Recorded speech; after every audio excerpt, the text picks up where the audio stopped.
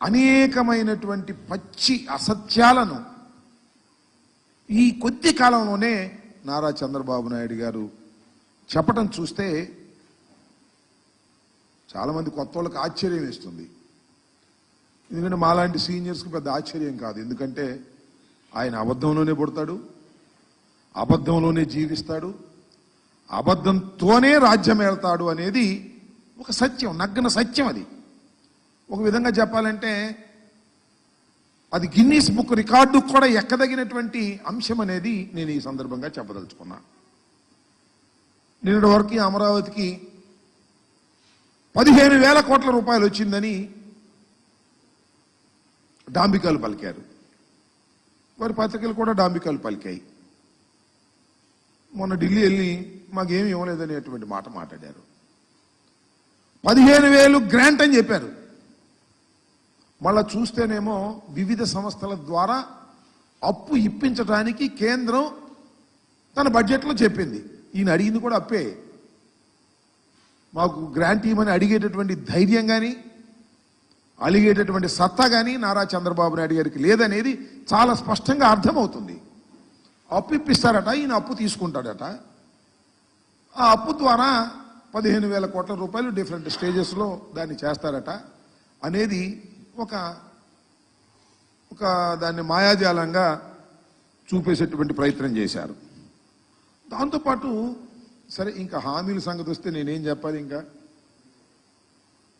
ఏ మాటకు ఆ మాట ఒకటైతే ఒప్పుకోవాలి. అన్నీ మనం కాదనలేం. కానీ చంద్రబాబు నాయుడు గారు 4,000 ఇస్తానన్నాడు, అది మాత్రం ఇచ్చాడు ఒక నెల. నెక్స్ట్ మంత్ ఆ తర్వాత ఏం జరిగిద్దో మనం చెప్పలేం.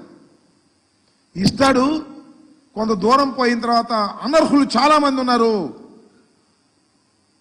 జగన్మోహన్ రెడ్డి గారు అనర్హులకే ఇచ్చేశాడు కాబట్టి అనర్హుల్ని ఏరివేస్తామని చెప్పేసి వాళ్ళలో కొంతమందిని ఏరివేసినా ఆశ్చర్యపడవలసినటువంటి అవసరం లేదు అని ఈ సందర్భంగా నేను చెప్పదలుచుకున్నా. ఇంకా గ్యాస్ సిలిండర్ల పని, ఆ సూపర్ 6 పని నేనేం ప్రత్యేకంగా చెప్పాల్సిన అవసరం లేదు. అది ఆ రోజునే చెప్పాము. అది సూపర్ 6 కాదు, అది సూపర్ చీటింగ్ అని. అదే చీటింగ్కి వాళ్ళ చంద్రబాబు నాయుడు గారు మాట్లాడుతున్నాడు. మనం చాలా ఆశ్చర్యం, అసెంబ్లీలో మాట్లాడుతున్నాడు. మేము సూపర్ 6 అని అనేక హామీలు ఇచ్చాం.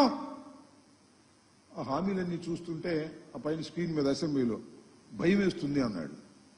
మరి సంపద సృష్టించేటటువంటి యోధాన యోధుడు, ఆర్థిక శాస్త్రంలో నిపుణుడు, ఎకనామిక్స్ చదివినటువంటి వ్యక్తి, ఆయన ఇచ్చేటప్పుడు భయం వేయలేదంట, అమలు చేసేటప్పుడు భయం వేస్తుందంట. ఇచ్చేటప్పుడేమో జగన్మోహన్ రెడ్డి గారి కన్నా ఎక్కువ ఇచ్చేయాలి, అది అవుద్దో కాదో తెలియకోకుండా ఇచ్చేసేయటం. ఇప్పుడేమో మాకు అవి చూస్తుంటే భయం వేస్తుంది అనేటువంటి మాట మాట్లాడతాం. ఎన్నికలకు ముందు ఇచ్చి మాట, ఎన్నికల తరువాత భయం వేస్తుంది. సోదరులారా, ప్రజలారా, మీరే ఆలోచించండి అని అంటున్నాడే ప్రజలు. ఆ ప్రజలకు నిన్ను చూస్తే రోతేస్తుందయ్యా. హామీ ఇస్తావు, హామీ నిలబెట్టుకోలేని నీ ముఖాన్ని చూసినప్పుడు ఆంధ్ర రాష్ట్ర ప్రజానీకానికి రోత వేసేటటువంటి పరిస్థితి, పశ్చాత్తాపం ప్రారంభమైంది. అయ్యయ్యో ఎందుకు వేసాంరా చంద్రబాబు నాయుడు గారి మాటలు విని, ఎందుకు ఇన్ని అబద్ధాలు నమ్మి మనం ఎందుకు ఓటేశామనేటువంటి పశ్చాత్తాపం రాష్ట్ర ప్రజల్లో 2 మాసాలు నిండక ముందే ప్రారంభమైంది. ఇది చరిత్రలో ఒక గొప్ప అంశమని ఈ సందర్భంగా నేను మనవి చేస్తున్నా. అసలు విషయానికి వస్తే ఈ భూముల రీసర్వే, సరే ల్యాండ్ టైటిలింగ్ యాక్ట్ దాని పక్కన పెడదాం. ఆ ల్యాండ్ టైటిలింగ్ యాక్ట్ చాలా గందరగోళమైంది, దుర్మార్గమైంది, దాన్ని రద్దు చేస్తామన్నారు, రద్దు చేశారు. భూముల రీసర్వే, ఈ రీసర్వేలు కూడా భయంకరమైనవి, అన్యాయమైనవి.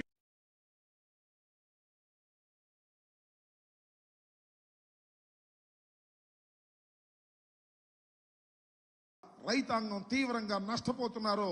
మేము అధికారంలోకి రావడమే ఆలస్యం, ఈ రీసర్వే కూడా తీసేస్తామని చెప్పేసి ఎన్నికల్లో అనేక ప్రగల్భాలు పలికారు. వాస్తవానికి అవన్నీ కూడా వేసి చూపించాలి. కొద్దిగా ఇది క్లారిటీ లేకపోవటం వల్ల చంద్రబాబు నాయుడు గారు ఏ సందర్భంలో ఏమన్నాడు, జగన్మోహన్ రెడ్డి గారి గురించి, ఈ రీసర్వేల గురించి, ఈ రీసర్వే ఎంత ప్రమాదకరమైంది, మోసపూరితమైంది. ఈ రీసర్వే చేయటం వల్ల రైతులు నష్టపోతారు, జగన్మోహన్ రెడ్డి గారు కావాలని రైతుల్ని నష్టం చేయడం కోసం ఈ రీసర్వేలు పెట్టాడు అనేటువంటి మాట మాట్లాడారు. ఆయన మాట్లాడటం కాకుండా వస్తుందా? వస్తే ఒకసారి గౌరవ ముఖ్యమంత్రి నారా చంద్రబాబు నాయుడు గారి ఎన్నికలకు ముందు ఏ విధంగా ఒకసారిగా చూపించు.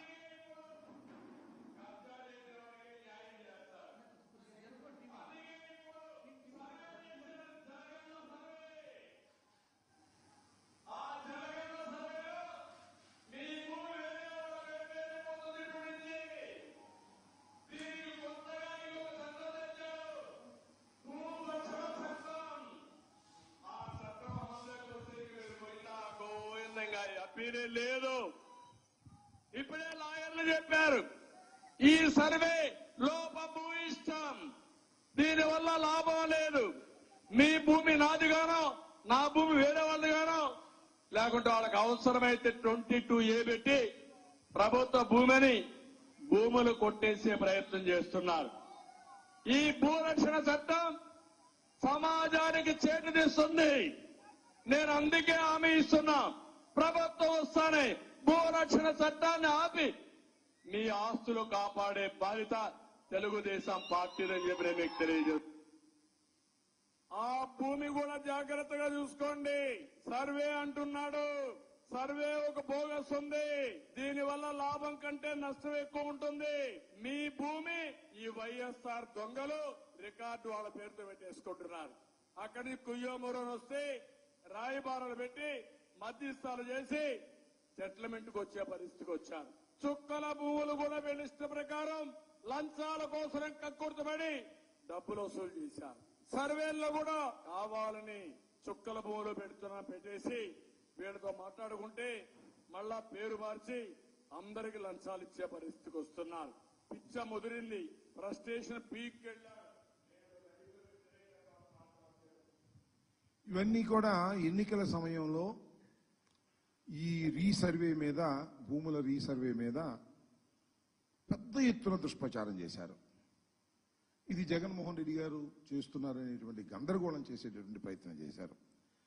సరే, ఈ రీసర్వే మీద గందరగోళం చేసి ఎన్నికల్లో సరే కారణాలు ఏమైనప్పటికీ వాళ్ళు గెలిచారు, అధికారంలోకి వచ్చారు. ఎన్నికలు అయిపోయిన తర్వాత కూడా 17/7/2024 భూముల రీసర్వేని నిలిపేస్తామన్నారు. అది చూడే నెక్స్ట్ ఉంటుంది. భూముల రీసర్వేని మొత్తం నిలిపివేసేటటువంటి బాధ్యత చంద్రబాబు నాయుడు గారు మేము తీసుకుంటారని